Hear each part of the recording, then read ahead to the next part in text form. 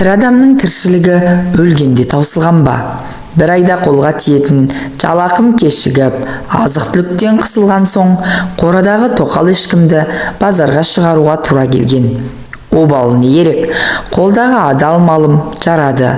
Базарға кірмей жатып ақ, сүйегі ірі, бітімі келіскен оған бірден құда түсушілер қатары тым көбейіп кетті. Ақыры діттеген бағам болып, әп-сәтте ешкімді саттым да жібердім. Сонымен қалаға әжептеуір ақша түскен соң көңілденіп, ыңғылдай ән салып жүріп, базарды емін-еркін аралауға кірістім. Одан ыстық бәліш жеп, бір саптаяқ сыраны да рахаттана өңешке қарай қылғытып алдым. Кенет, «Әй, ерке бала, тоқташы!» деген дауыс ту сыртымнан шықты. Кімге? Маған айтып тұрма деген оймен басымды селқос бұрып, жан-жағыма қарасам, бір апай маған қарап, қолын бұлғап тұр екен. «Кім, мен бе?» дегендей өзімді ымдап көрсеттім. «Иә, сен. Не, танымай қалдың ба, ерке бала?» деп жаныма жақындап қолымды алып жатыр. Мен аң-таң күйде бейтаныс жанның жүзіне барлай қарадым. Орта бойлыдан төмендеу келген, қызыл шырайлы, үлкен көздерінің айналасын ұсақ әжімдер торлаған, жас шамамен 45 пен 50 жас аралығындағы апай мені көргенде қуанып кеткендей, қолымды қысып, жуық арада жібермес болар. Үстіне арзандау көгілдір пальто, басына қалың орамал мен шандып байлап алған бұл кісі кім екен деген ой бар іштей. «Сен әулие болсаң да мені танымай тұрсың ба осы қу бала? Шыныңды айтшы, мен кіммін?» деп бейтаныс апай одан әрі маған ыстық ботқаша жабыса түсті. «Ақиқатына көшсем, танымадым апай» деп күмілжідім. «Бәсе, бірден қайдан тани қоюшы едің?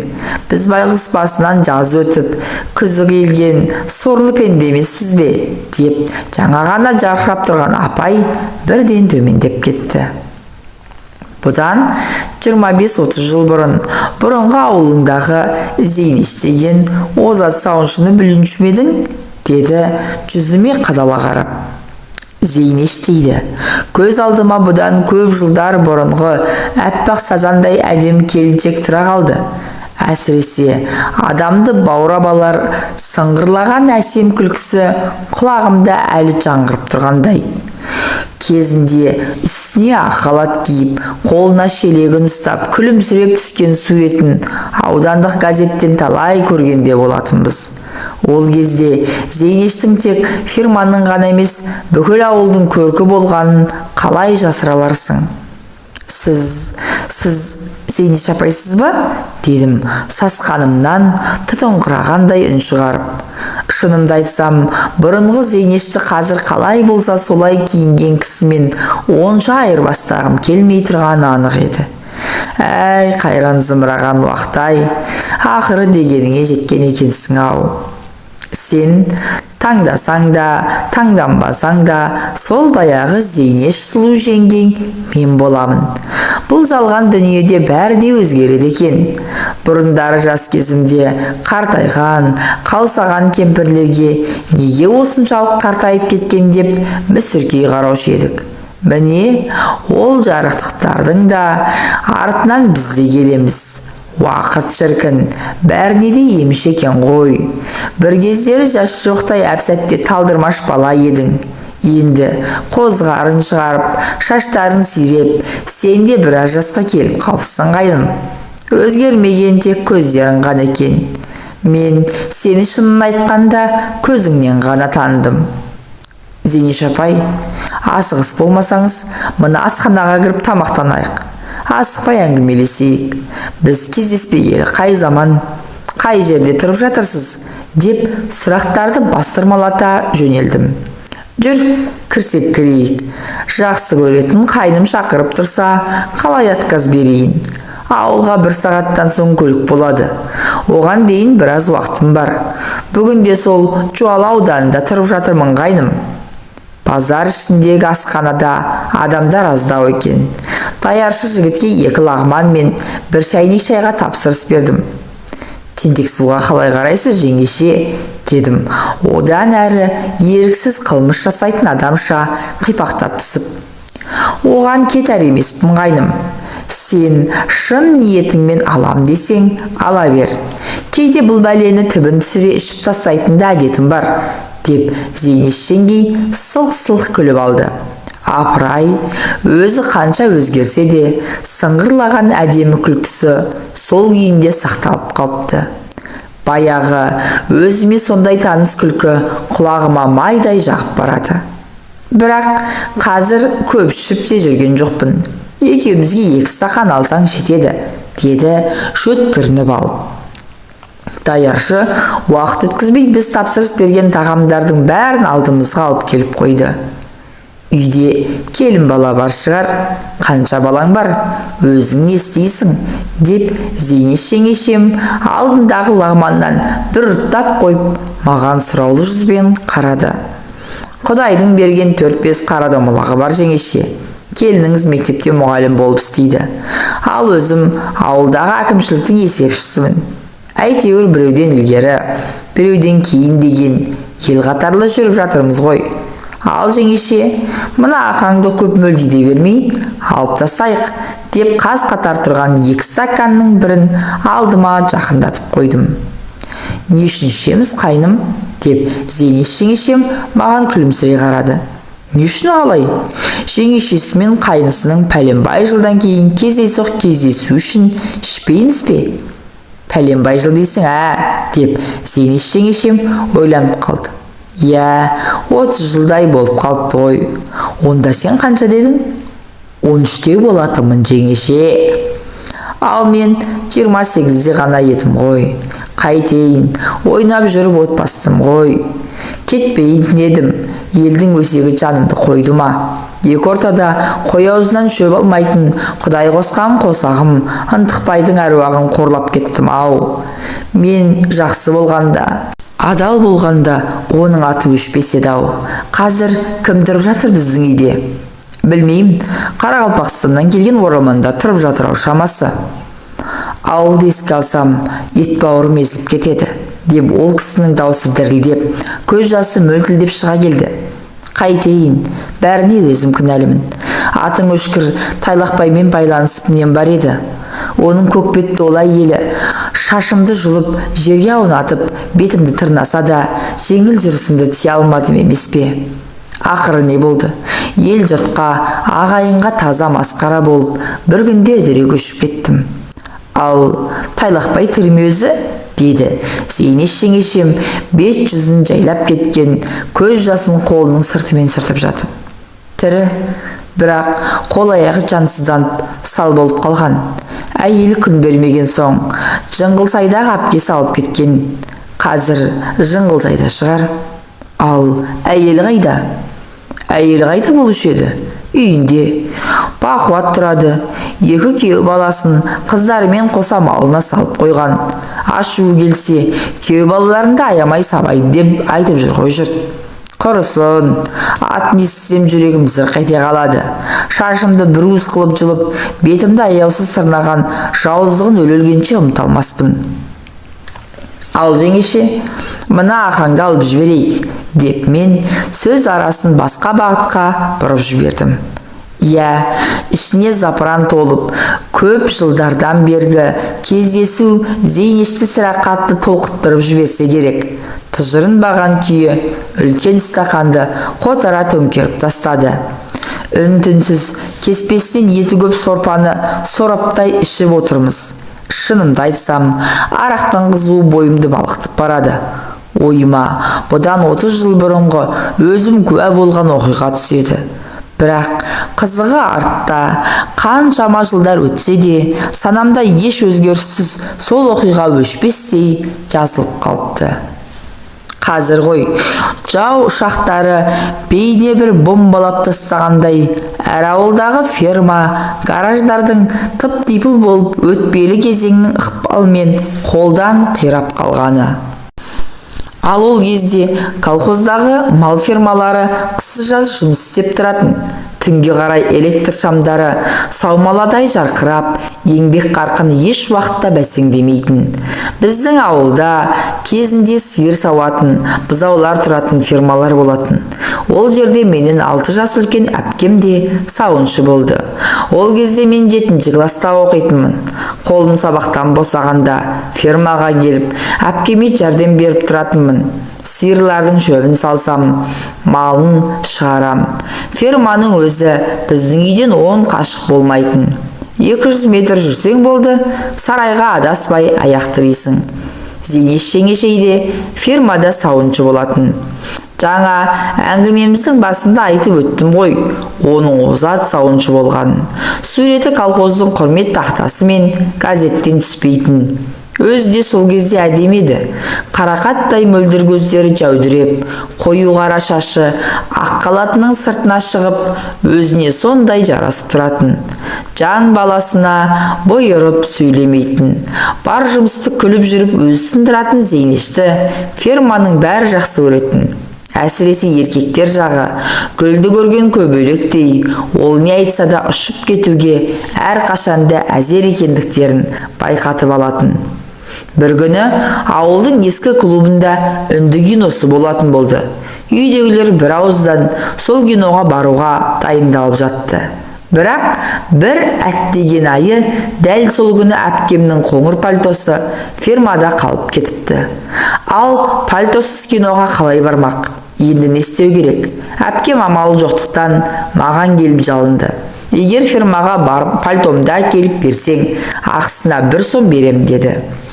Ақша берем дегенде құлаққа жаққанымен бірден көне қойдым. Өйткені қараңғы түсіп қалған, қорқам деп те тағы бір айттым.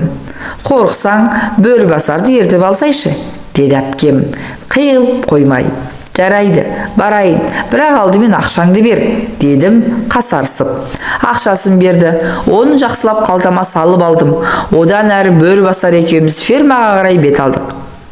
Келсек, сарайдың шығыс жақтағы қақпасын іштен іліп қойыпты. Оның ар жағында кішкене есікті итере жүріп, әрең дегенде ішке кірдім. Ұзын түреудегі шегеде ілулі тұрған әпкемнің пальтосын алып, енді қысылыспай басқа есіктен шығайын деп ойладым. Сиырлар тұратын сарайдың ішінде ешкім жоқ. Электр шамдары самаладай жанып тұр. Даладағыдай емес, ішінде малдар болған соң ба, сарай іші жып-жылы. Кей сиырлар жатып алып, күйіс қайырып тұрса, кейбірі құрғақ шөпті бырт-бырт үзіп жеп тұр. Әпкемнің пальтосын қыса ұстап келе жатқан мен кенет жердің астынан шыққандай күңгірлеп шыққан дауыстарды естіп, селк етіп тұра қалдым. Әлгінде сарайдың ішінде ешкім жоқ сияқты еді. Бұл дауыстар қайдан шығып жатыр? Жоқ әлде мал бағушылар ма? Жан-жағыма барлай қарасам, өз орындарында қас-қатар тұрған сиырлардан басқа көзге ешкім көрінбейді. Құлағыма шалынған әншейін бір нәрселер шығар деп алға жүре беріп едім. Булыққан, ыңыранған дауыстар шықты. Қытығымды келтіріп жібердің ғой. Жайырақ сүйші жаным, деген әйелдің қылымсый шыққан дауысын анық естідім. Қайдем енді, өлем бе? Бір сен үшін бәрін таза жиып қойып едім. Ой жаным, сол ақтамағыңның иісінен айналдым. Тағы да сүйінші жаным. Жер астынан күңіренге шыққан бұл дауыс еркектің даусына ұқсайды. Ойбай, тұншықтырып жібердің ғой. Не бәле, аузың сасып кетіпті ғой. Күні бойы пияз жегенсің бе? Жоқ әлде үйіңде пияздан басқа ешнәрсе жоқ па? Әйелің саған пияздан басқасын бермейді шамасы. Шыныңды айтшы тайлақпай, деп әйел сыңғырлай күлді. Соның атын бүгін атамашы жаным. Сенен өтінемін, деген еркектің даусы гүрілдей шықты да, сол сәт олар күреске түскен палуандай опыр-топыр болды да кетті. Сонда ғана байқадым, сүт қабылдайтын жердегі шағын жайдан шығып жатыр екен ғой әлгі күбір-сүбір сөздер. Бірақ өздері көрінбейді. Соған қарағанда екеуі дәуде болса, бос ақырға жайғасқан-ау шамалысы. Дауысы сондай таныс, тайлақпай дейтін еңгезердей жігіт осы ферманың сиырын бағады. Ал қасындағысы Зейнеш сияқты, өйткені сыңғырлаған әдемі күлкісі құлаққа сондай таныс. Тоқташы енді жаным, жыртасың ғой, сәл шыдай тұршы. Не болды соншама? Бұл тірліксіз-ақ көңілді жатуға болмай ма? Обязательно осыған баруымыз керек. Әйел шамалы бұлқынғандай болды. Өмірдің бар қызығы осында болып тұрған жоқ па? Жаным-ау, сенің әрбір қылығыңды көз алдыма елестетіп өлетін болдым ғой. Болшы тезірек, шыдай алмай өліп барам. Тайлақбайдың қазандай басы сол сәт ақырдан көрініп барып жоқ болды. Өліп бара жатсаң, әйелің бар емес пе? Ол әйел емес, әншейін тасмола ғой. Айтпашы соны жаным. Одан кейін ақырдың ішінде тағы дүбір-дүбір басталып кетті де, бір кезде әйелдің ойбай ақырын деген даусы қатты шығып кетті. Ох, жаным, жамбасым, деді оған жауап орнына Тайлақбайдың әндете үн қатқаны. Еркек пен әйелдің жер астынан күмбірлей шыққан дауыстары пышақ кескендей саптиылды да, одан әрі шектен тыс ах-ух деп ыңырси шыққан дауыстары еміс-еміс естіліп жатты. Ал мен оқтау жұтқандай сол дөрді табжылмай тұрып қалыппын. Көкейімде еркек пен әйел дегеннің қандай болатыны, олардың қандай сұм әрекетке баратынын әлде мойындай қоймайтын бір сезім билеп тұрған еді. Менің пайымдауымша, өмірге ұрпақ әкелу адал жандар арасында бұлайша болмаса керек еді. Сөйтсем үлкендер жағы адамның аузы бармайтын тағылық әрекеттерге осылай барады екен-ау. Сол кезде 13 жастағы періштедей тұнық менің балғын жүрегімде үлкендерге деген жиренішім бүршіксіз сезім жарып тұрды. Мұндай сұмдықты бұрын көрмеген мен әлгі қарғыс атқан жерден тезірек сытылып шығып кетпек болғам.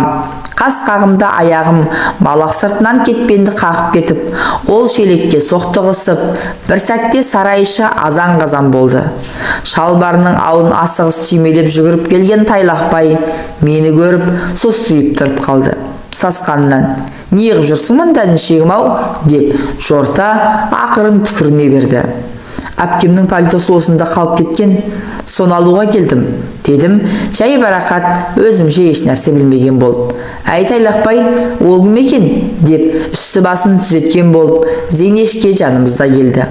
Қызыл шырайлы, жүзі ерекше құлпырып кеткен оның тамағының 3-4 жерінде қып-қызыл белгі қанталап білініп қалыпты. Қосанары бұлтиып тұратын көйлегінің алдыңғы түймелерінің орны ауысып кеткен. Бірақ оған қарайтын Зейнеш пе? Келіп, менің басымнан сипалай бастады. Кім екен десем, өзімнің кішкене қайным екен ғой. Әпкеңнің пальтосын алуға келдің бе? Өй айналайын сол, деп барынша сыңғырлай күліп, болған оқиғаны білдірмеуге тырысты. Сасқан үйрек артымен сүңгиді дегендей, Тайлақбай қалтасынан ұзақ қармаланып, бүтін 3 сомды алып шықты. Мә, мынаған кәмпит алып же. Бірақ бүгінгі көргеніңді ешкімге айтушы болма. Біле білсең, сен де еркексің, мен де еркекпін. Ал нағыз еркектер бірін-бірі ешқашанда сатпайды. Кейін үлкен болғанда бәрін өзің түсінесің. Келістік пе? Келістік, дедім мен.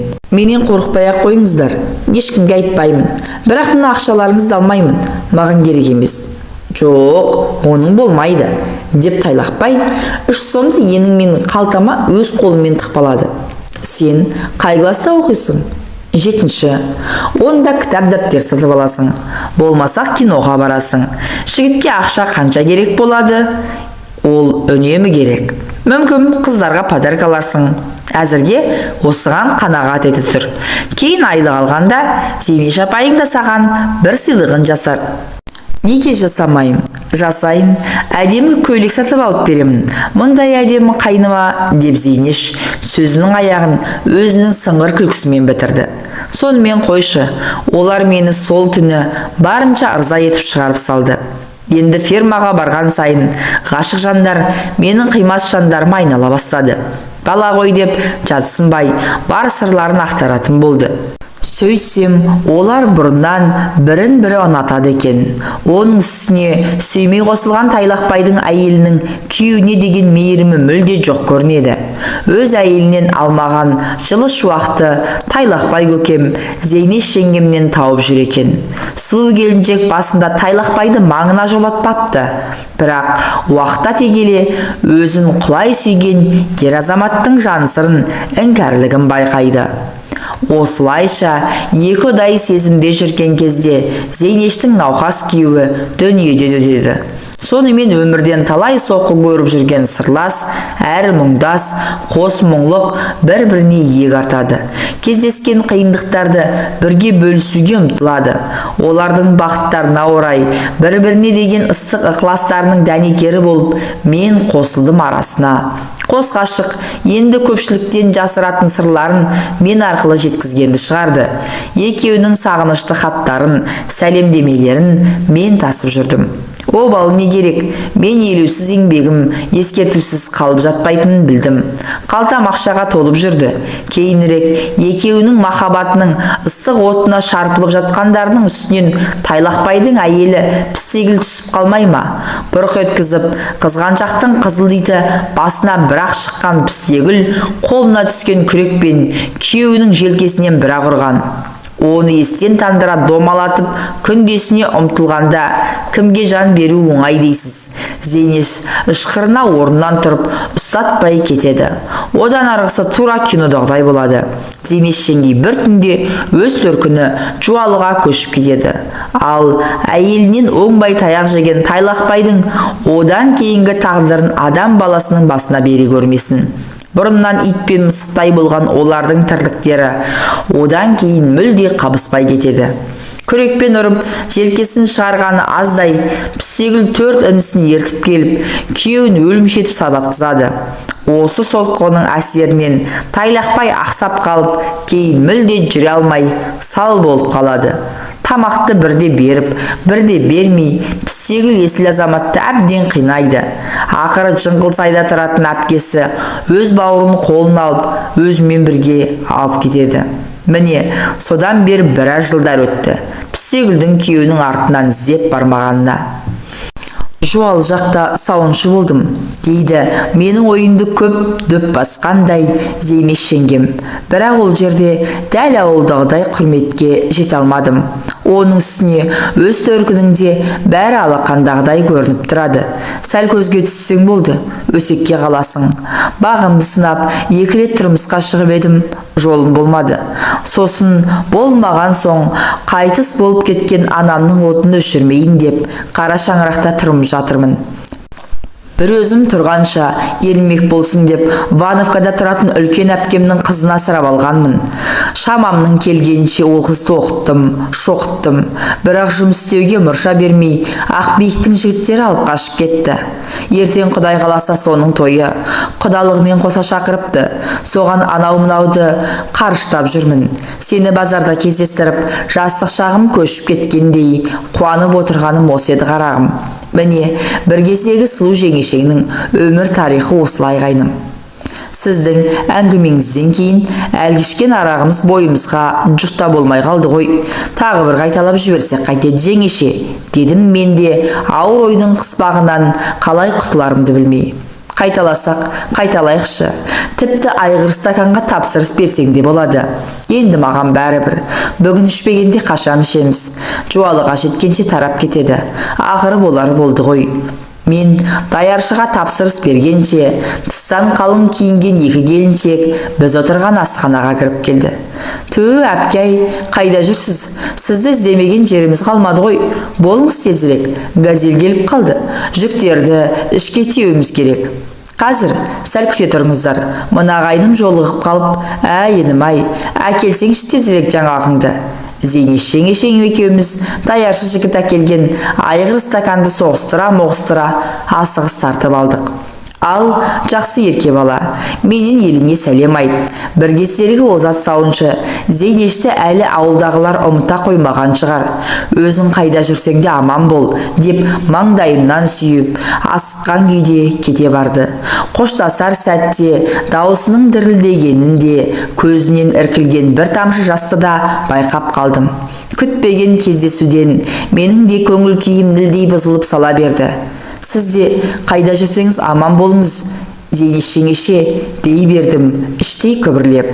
Я, 30 жыл тісімнен шығармай, сармайдай сақтаған сырымды именбей сыртқа енді шығарсам, неге осылай еттің деп ешкімде кінәлай қоймайтын шығар. Орынтай Көмеков, Қайран Зейнеш жеңгем-ай.